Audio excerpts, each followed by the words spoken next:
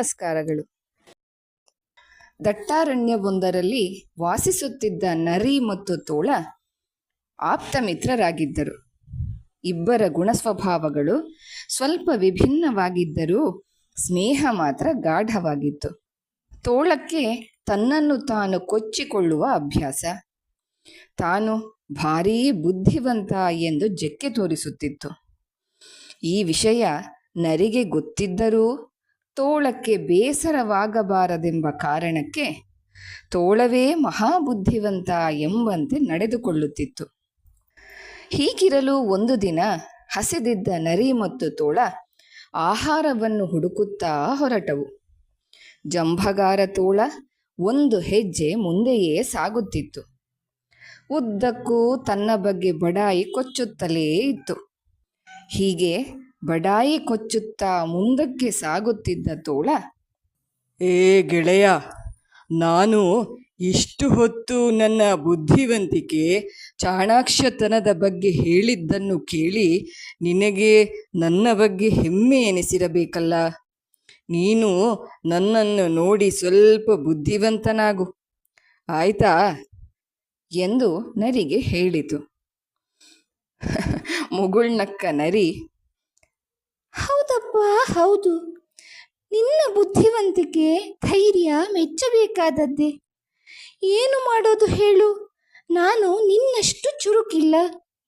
ನಿನ್ನ ಸಹವಾಸದಿಂದಾದರೂ ನನ್ನ ಬುದ್ಧಿವಂತಿಕೆ ಜಾಸ್ತಿಯಾಗಬಹುದೇನೋ, ಏನಂತೀಯಪ್ಪ ಎಂದಿತು. ನರಿ ಹೊಗಳಿದ್ದನ್ನ ಕೇಳಿ ತೋಳ ಬಹಳ ಗತ್ತಿನಿಂದ ಮುಂದಕ್ಕೆ ಹೆಜ್ಜೆ ಇಟ್ಟಿತು. ಅಷ್ಟರಲ್ಲಿ ಎಲ್ಲಿಂದಲೋ ಸಿಂಹದ ಘರ್ಜನೆ ಕೇಳಿಸಿತು.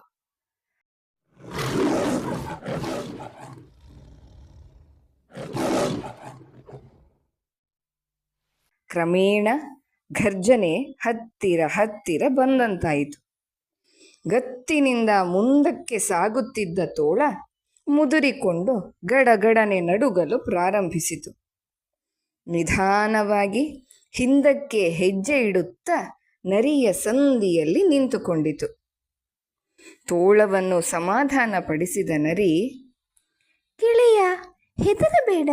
ನೀನು ಧೈರ್ಯಶಾಲಿ, ಬುದ್ಧಿವಂತ, ಪರಾಕ್ರಮಿಯಲ್ಲವೇ. ಮುನ್ನುಗ್ಗು ಗೆಳೆಯ ಎಂದು ಧೈರ್ಯ ಹೇಳಿತು.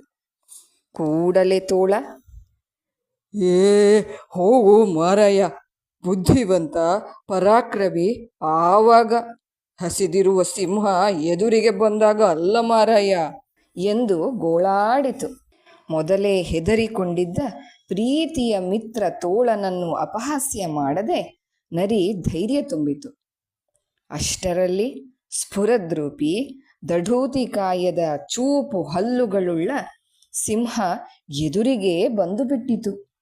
ತನ್ನ ಕೇಸರವನ್ನು ಅಲ್ಲಾಡಿಸುತ್ತಾ ಘರ್ಜಿಸಿದ ಸಿಂಹವನ್ನು ನೋಡಿದ ತೋಳ ಗಡಗಡನೆ ನಡುಗಲು ಪ್ರಾರಂಭಿಸಿತು.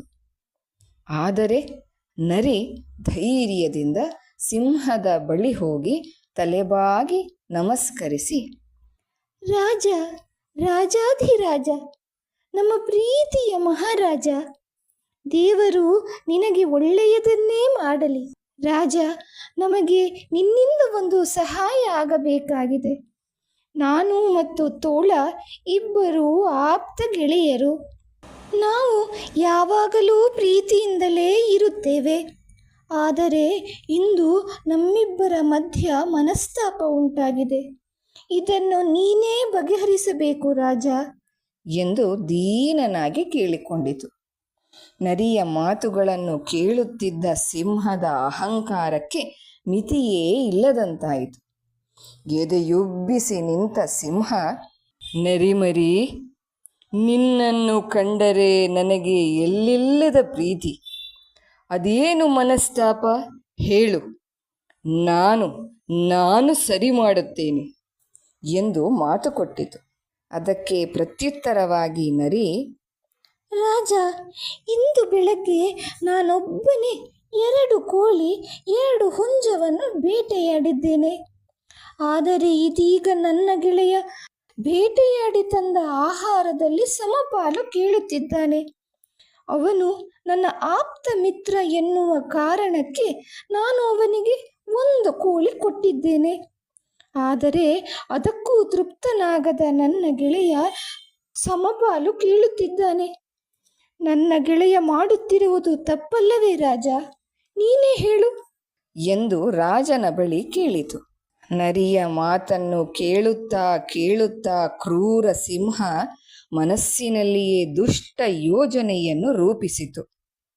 ಮೊದಲು ನರಿಯ ಬಳಿ ಇರುವ 2 ಕೋಳಿ 2 ಹುಂಜವನ್ನು ತಿಂದು, ನಂತರ ನರಿ ಮತ್ತು ತೋಳವನ್ನೂ ಮುಕ್ಕಿಬಿಡಬೇಕೆಂಬ ದುರಾಲೋಚನೆಯನ್ನು ಹೊಂದಿದ ಸಿಂಹ, ನರಿಮರಿ, ಮೊದಲು ನೀನು ಬೇಟೆಯಾಡಿ ತಂದಿರುವ ಕೋಳಿ ಮತ್ತು ಹುಂಜಗಳನ್ನು ನಾನು ನೋಡಬೇಕಲ್ಲ.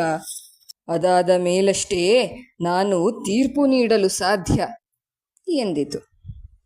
ಆಶ್ಚರ್ಯಗೊಂಡ ತೋಳ ನರಿ ಹಾಗೂ ಸಿಂಹದ ಮಾತುಗಳನ್ನು ಕೇಳಿ ಏನೂ ಅರ್ಥವಾಗದೆ ಪಿಳಿ ನೋಡುತ್ತಿತ್ತು. ಚತುರ ನರಿಗೆ ಸಿಂಹದ ಮಾತಿನ ರಹಸ್ಯ ಅರ್ಥವಾಯಿತು. ಕೂಡಲೇ ಬುದ್ಧಿವಂತ ನರಿ, ರಾಜ, ನೀವು ಹೇಳಿದಂತೆ ನನ್ನ ಬೇಟೆಯನ್ನು ನಿಮ್ಮ ಮುಂದೆ ಇರಿಸುವೆನು. ಆದರೆ ಬೇಟೆಯಾಡಿದ ಕೋಳಿ ಹಾಗೂ ಹುಂಜಗಳನ್ನು ನಾನು ನನ್ನ ಗುಹೆಯಲ್ಲಿ ಇಟ್ಟಿದ್ದೇನಲ್ಲ. ನೀವು ಒಪ್ಪುವುದಾದರೆ ನೀವು ನಮ್ಮೊಂದಿಗೆ ಗುಹೆಯ ಬಳಿ ಬರಬಹುದೇ ರಾಜ? ಗುಹೆ ಇಲ್ಲಿಂದ ಬಹಳ ದೂರವೇನಿಲ್ಲ ಎಂದು ಕೇಳಿತು. ಓ, ಅದಕ್ಕೇನಂತೆ, ಬರುತ್ತೇನೆ ಎಂದಿತು ಸಿಂಹ. ಮುಂದೆ ನರಿ, ಅದರ ಪಕ್ಕ ತೋಳ, ಹಿಂದೆ ಸಿಂಹ. ನರಿ ತೋರಿಸಿದ ದಾರಿಯಲ್ಲಿಯೇ ತೋಳ ಮತ್ತು ಸಿಂಹ ಹಿಂಬಾಲಿಸಿದವು.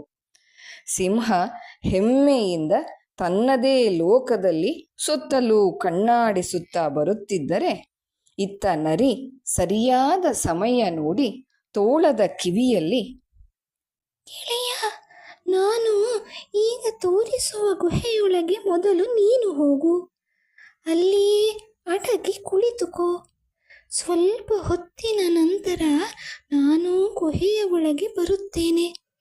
ಸಿಂಹದಿಂದ ಪಾರಾಗಲು ನಮಗಿರುವುದು ಇದೊಂದೇ ದಾರಿ ಎಂದು ಪಿಸುಗುಟ್ಟಿತು.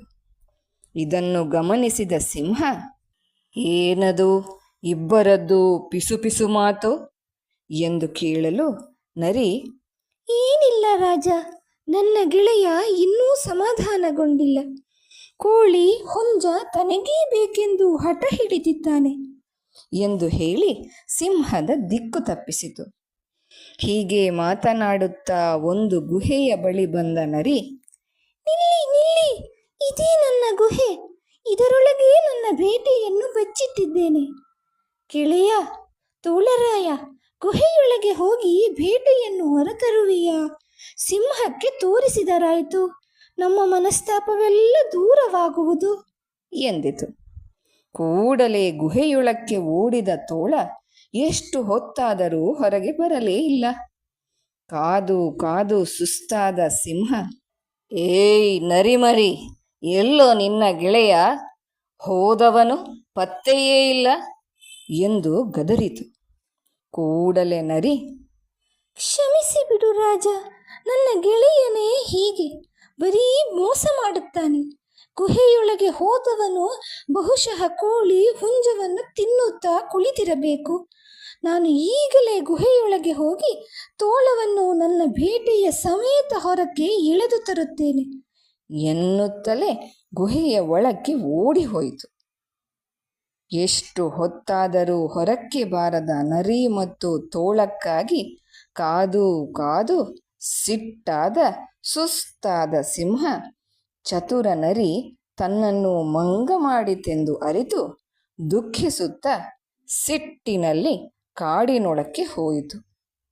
ಇತ್ತ ಗುಹೆಯೊಳಗೆ ಸುರಕ್ಷಿತವಾಗಿ ಅಡಗಿ ಕುಳಿತ ತೋಳ ಪ್ರೀತಿಯ ಮಿತ್ರ ನರಿಯ ಬುದ್ಧಿವಂತಿಕೆ ಹಾಗೂ ಧೈರ್ಯವನ್ನು ಮೆಚ್ಚಿ ಹಾಡಿ ಹೊಗಳಿತು. ಅಪಾಯ ಬಂದಾಗ ಉಪಾಯ ಮಾಡಬೇಕು ಎಂಬುದನ್ನು ಸೊಗಸಾಗಿ ತಿಳಿಸಿಕೊಡುವ ಈ ಕಥೆಯನ್ನು ಕೇಳುವುದಲ್ಲದೆ ಅತಿ ಹೆಚ್ಚಿನ ಸಂಖ್ಯೆಯಲ್ಲಿ ಮಕ್ಕಳಿಗೆ ತಲುಪುವಂತೆ ಸಹಕರಿಸಿ.